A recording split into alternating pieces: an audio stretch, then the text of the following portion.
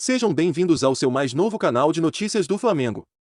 Confira sua inscrição e ative o sino das notificações, porque aqui o conteúdo é de qualidade. Aqui você ficará sempre bem informados com as últimas notícias do Mengão Malvadão. Então não seja egoísta, já deixe o seu like para contribuir com o nosso crescimento. Feito isso, vamos ao vídeo. Possibilidade de assistir a um Flamengo e Vasco na resenha com esses caras aqui, né? Que conhecem Flamengo, Vasco, conhecem essa rivalidade. E outra coisa, Pedrinho, que eu gostaria de compartilhar com quem está em casa é o perfume do Paulo Nunes, mas não inventaram a televisão que transmite cheiro ainda, né? Eu achei que era o grafite. Porque o grafite é que chega assim. O grafite também chega... Mas hoje o Paulo chegou chegando. Mas foi essa, aí o que o Pedrinho colocou, é fato isso, é a ajuda do grafite. Eu fui esperto, né? Fui nele ali, o que é, qual que é essa parada aí, ele me passou Você vê perfume. que, né? Você vê que um estimula o outro, né? O alto nível de um. Contagia. Muito bem, mas assim, ali no camarim já estava um ambiente bom, perfumado, e aqui continua. A trinca tá boa, um meio-campista, um homem de beirada. Isso. E o goleador. Um telespectador. O número 9. Um telespectador para ficar vendo os dois. Muito bem, vamos falar do Campeonato Paulista, que hoje teve um encerramento, né? Ali já com tudo definido. Campeonato Carioca não, né? Aí outra lógica, hoje valia a vaga na semifinal. O Vasco tinha uma missão difícil, fazer 2 gols no Flamengo. Conseguiu equilibrar o primeiro tempo, Pedrinho, mas não a ponto assim de dar um susto mesmo no Flamengo. Competiu bem no primeiro tempo, né? Teve 2 finalizações do Nenê, né? Uma pegou de cruzado ali de fora da área onde o Hugo fez a defesa, e o Flamengo chegou bem ali num lance que teve 2, 3 oportunidades seguidas com Pedro, Gabigol. Ele competiu bem, eu acho que ele tirou os espaços que o Flamengo queria no primeiro tempo, lutou bem e teve oportunidade. Segundo tempo, depois com gol, com um pouco mais de espaço, o Flamengo conseguiu jogar um pouco mais, qualidade técnica forte do Flamengo, né? Faz um pouco a diferença. E aí é exigir demais do mental do jogador também, né, Paulo Nunes? Você já precisa fazer 2 gols, toma um no segundo tempo, quer dizer, você fica com menos de um tempo para fazer 3, aumenta a sua obrigação aí, contra um time que já é mais forte tecnicamente. Eu acho que do jogo anterior para esse, eu acho que o Vasco tem que levar um copo cheio, como se diz hoje no futebol, né, o Zé Ricardo, pelo grande primeiro tempo que o Vasco fez, né? O Vasco trouxe muitas dificuldades ao Flamengo, em termos de marcação, em termos de movimentação à frente, jogando com as linhas adiantadas. Teve momentos do jogo que o Vasco teve mais posse de bola do que o próprio Flamengo. Isso, se a gente for analisar bem friamente durante todo o campeonato, essa dificuldade sempre teve. E o Vasco não, no primeiro tempo se impôs, né, com a vontade, com a determinação. O Flamengo estava com muitas dificuldades na construção. Você vê, aí o Flamengo tem um jogador também especial, né, que é o Arrascaeta, né? O Pedrinho estava falando aqui das jogadas de finalização. Ele escapuliu 2 vezes pelo lado esquerdo, né, buscando espaço. E ele é muito inteligente, né, Barreto? E aí o Flamengo soube... essa é a bola que o Pedrinho falou. Metida do Figueiredo, né? Cortava as linhas ali. Bolão. Então o Vasco foi muito bem no primeiro tempo. Essa é outra jogada que o Pedrinho também citou, né? Chute do Pedro, teve rebote, o Gabigol chutou, ficou reclamando de pênalti. Agora qualquer chute também, todo mundo reclama de pênalti, né? Enfim. Agora, o Arrascaeta também não tem uma questão tática envolvida? Ele me parece ser o jogador que está mais confortável no sistema do Paulo Souza. Parece que, assim, das funções que os jogadores tiveram que desempenhar, por quê? Porque mudou menos a função dele? Porque, teoricamente, ele joga atrás do 9, né? E aí você vem numa beirada... Esses caras de beirada hoje, eles correm mais do que os laterais, né? O Flamengo faz uma saída de 3...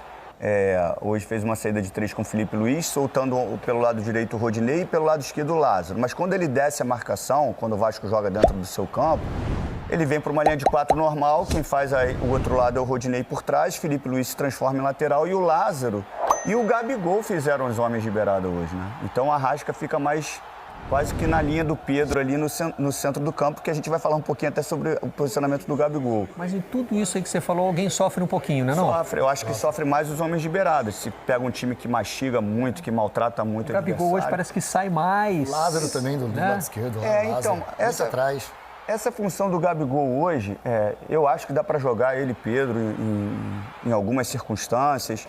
Mas... Lembrando que hoje não é escolha tática, né? O Bruno Henrique está machucado. Está machucado, óbvio. Mas quando ele está jogando normal, de 9, e ele sai para flutuar, ele causa dúvida no defensor, né? O defensor não sabe se vai acompanhá-lo ou se vai permanecer na linha. Quando não acompanha, ele consegue fazer aquela jogada dele tradicional de receber e jogar lá no segundo pau para o Henrique. Agora, quando ele ele não participa da armação, né? Ele recebe para dar o último passe. Ele recebe para dar o último passe. Agora, quando ele já se posiciona hoje como um cara que vai dar o último passe por obrigação e não por circunstância de movimentação, porque hoje ele jogou mais como se fosse um cara que flutuasse e ficasse mais pela beirada, criando.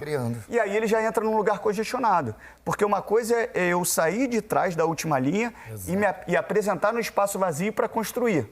E outra coisa é eu estar naquele espaço ali onde já é congestionado e receber, que não é a característica dele. É como jogar de atacante, desculpa só colocando aqui, mas quando você está, né, o Pedrinho estava dizendo e eu concordo plenamente, quando você está aberto, sempre fazendo a diagonal para dentro, é diferente de você estar centralizado, jogando livre e fazendo essa diagonal para fora.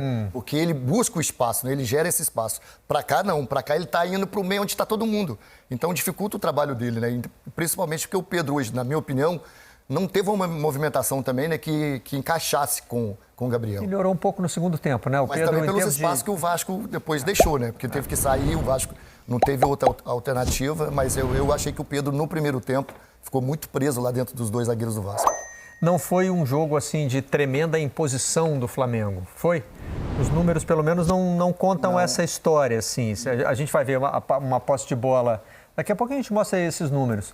Uma posse de bola menor do que a que o Flamengo costuma ter.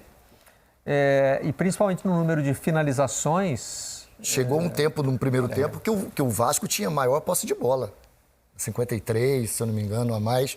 53%. E, Barreto, assim, o que eu estava conversando com o Pedrinho e com você lá no camarim, é que a gente não, vou falar por mim, eu tenho que começar a analisar o Flamengo esquecendo o Flamengo de 2019. Porque eu ainda me pego nesse pensamento, né? nessa exigência. Não são os mesmos caras? Cara, são 3 anos a mais, A técnica, na minha opinião, a técnica de muitos baixaram muito. Mas é o quê? Questão física? Não sei se é questão física, não sei se é a parte tática do jogo, o modelo de jogo, do treinador que está tentando implementar. Não sei se também, por o fato que o Flamengo vivia um momento em êxtase, então a confiança do jogador, ela impõe você a colocar isso dentro do campo. Na minha opinião, eu acho que o Arrascaeta, sim, me parece que sempre evolui. Mas o Flamengo de 2019, se a gente for analisar o jogo de hoje, friamente, o Flamengo está muito, mas muito aquém daquele Flamengo que a gente imagina. Me ajuda a traduzir aqui uma sensação de quem está olhando o jogo, Pedrinho, em termos táticos. Assim, me parece que falta, se a gente for puxar a comparação com o Flamengo de 2019, não exigindo que o Flamengo de hoje seja igual, mas assim, né? O que há de diferente hoje? Além de alguns nomes, evidentemente, daqui a pouquinho a gente mostra as escalações. Mas parece que falta um momento de explosão para o Flamengo de hoje. O Flamengo do Jorge Jesus trabalhava a bola, se postava no campo do adversário e aí parece que tinha uma hora que dava um clique, né? A velocidade do jogo mudava. Os caras ficavam, né? Os caras parece que ficavam doidos de uma hora para outra. Esse time parece que não consegue ter esse momento, não consegue ter esse clique. Então, na realidade, Barreto, esse trabalho de bola que você citou bem, de girar, a gente está vendo aí a formação do Flamengo de hoje, de girar a bola de um lado para o outro, é justamente para você, no momento certo que encontrar o espaço, você verticalizar e acelerar.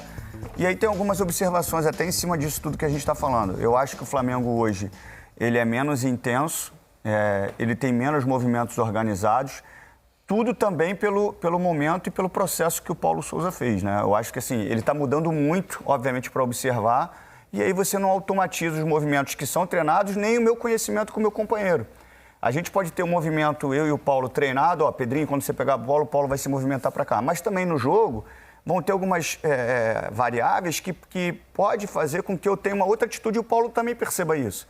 Então, se é para eu dar no Paulo aqui, eu já percebi que não vai dar, o Paulo já se ligou, a gente faz outra. Isso é um conhecimento individual. Lembra daquele áudio que vazou de um jogador de um time pequeno do Rio? Do Boa Vista. Lembro. Do Boa Vista. Dizendo, era aquilo que... Os caras falam alguns negócios aqui que a gente não entende.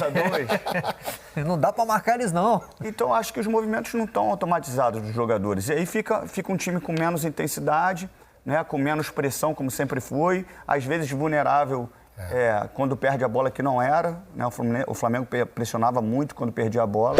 E também o lado da competitividade do Vasco. O Vasco competiu bem hoje. Agora, está tomando forma